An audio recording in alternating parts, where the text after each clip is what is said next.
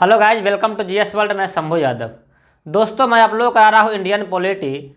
उस Indian polity के अंतर्गत हम लोग पढ़े हुए थे भारत का संवैधानिक विकास। उस भारत का संवैधानिक विकास को मैंने दो भागों में बांटा हुआ था। एक था कंपनी के अधीन शासन और एक था क्राउन के अधीन शासन, ताज के अधीन शासन। तो हम लोगों ने कंपनी के अधीन शासन वाले अध्याय को बहुत अच्छे ढंग से पढ़ लिया। उसके बाद था ताज के अधीन शासन। तो ताज के अधीन शासन में अलग अलग समय पे अलग अलग अधिनियम आया हुआ था, जैसा हम लोग पढ़े थे। जैसे सबसे पहले 1858 में आया हुआ था अधिनियम। उसके बाद कब आया हुआ था?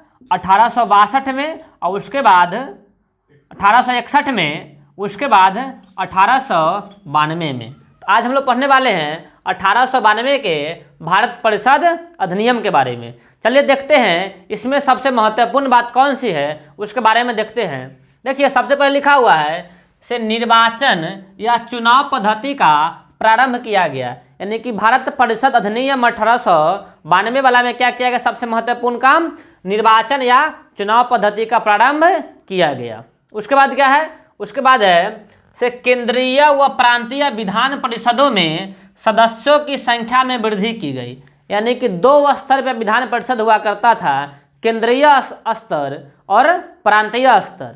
तो दोनों विधान परिषदों में सदस्यों की संख्या में वृद्धि की गई। उसी बात को मैंने लिखा से केंद्रीय व प्रांतीय विधान परिषदों में सदस्यों की संख्या में क्या की गई? वृद्धि की गई। और एक महत्वपूर्ण बात बताई गई से केंद्रीय विधान परिषद में न्यूनतम 10 और अधिकतम 16 सदस्य होंगे। इस बात को मैंने लिखा से केंद्रीय विधान परिषद में न्यूनतम 10 और अधिकतम 16 सदस्य निर्धारित किया गया। यानी कि जो केंद्र स्तर पर विधान परिषद होंगे, उस विधान परिषद में कम से कम 10 और अधिक से अधिक 16 सदस्य होंगे। इस बात के बारे में वर्णन किया गया। उसके बाद क्या है? उसके बाद है बजट पर भारतीयों को बहस करने और प्रश्न पूछने का अधिकार था। यानी कि जो इस परिषद में, विधान परिषद में भारतीय सदस्य हुआ करते थे, उस भारतीय सदस्य को जो बजट बनेगा, वार्षिक बजट बनेगा,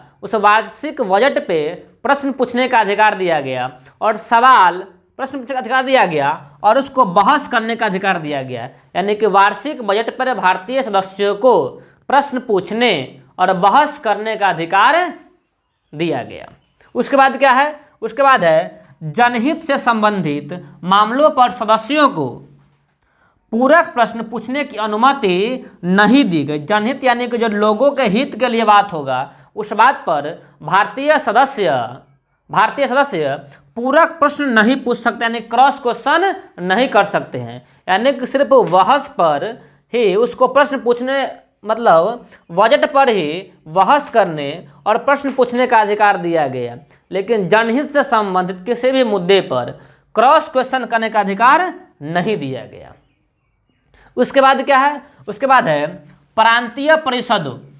जो प्रांतीय परिषद हुआ करता था, उस प्रांतीय परिषदों में जो गैर सरकारी सदस्य होते थे, प्रांतीय परिषदों में जो गैर सरकारी सदस्य होते थे, उस गैर सरकारी सदस्यों का चुनाव नगर पालिका के द्वारा, जिला बोर्ड के द्वारा, विश्वविद्यालयों एवं वाणिज्य मंडलों के द्वारा अप्रत्यक्ष रूप से की जाती थी। एक होता है चुनाव प्रत्यक्ष, एक होता है अप्रत्यक्ष। यानी कि जिसको सभी जनता मिलकर चुनते हैं उसे प्रत्यक्ष बोलते हैं, और जिसको सभी जनता नहीं बल्कि जनता के प्रतिनिधि जिसको चुनते हैं उसको अप्रत्यक्ष चुनाव कहते हैं। तो यहाँ पे अप्रत्यक्ष चुनाव का बारे में कहा गया हुआ है। यानी कि जो वाणिज्य मंडल, यानी कि जो व्यापारिक संघ होता है, जो व्यापारिक मंडल होता है, वो लोग मिलकर चुनेंगे। इसे क्या कहा गया? अप्रत्यक्ष निर्वाचित कहा गया, अप्रत्यक्ष निर्वाचन कहा गया।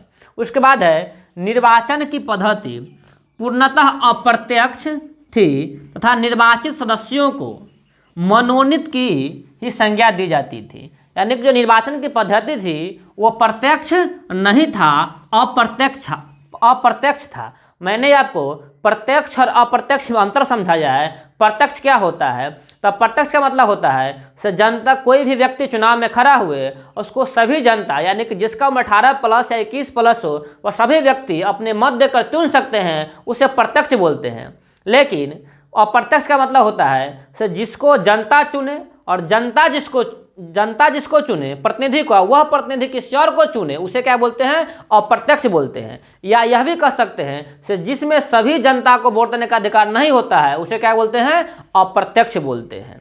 तो यहाँ पे क्या है? अप्रत्यक्ष प्रणाली का प्रारंभ किया गया, यानी कि जो मनोनीत सदस्य होता था उसका चुनाव अप्रत्यक्ष ढंग से ही होता था, उसलिए क्या कहा गया?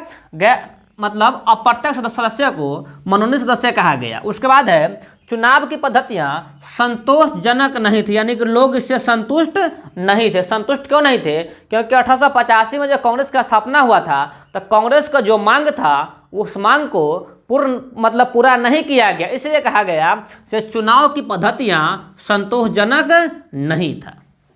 तो दोस्तों मैं इस वीडियो में आप लोग बता रहा हूं सिर्फ 1892 का अधिनियम, उसके बाद लेकर आऊंगा 1909 का मार्ले मिंटो सुधार अधिनियम।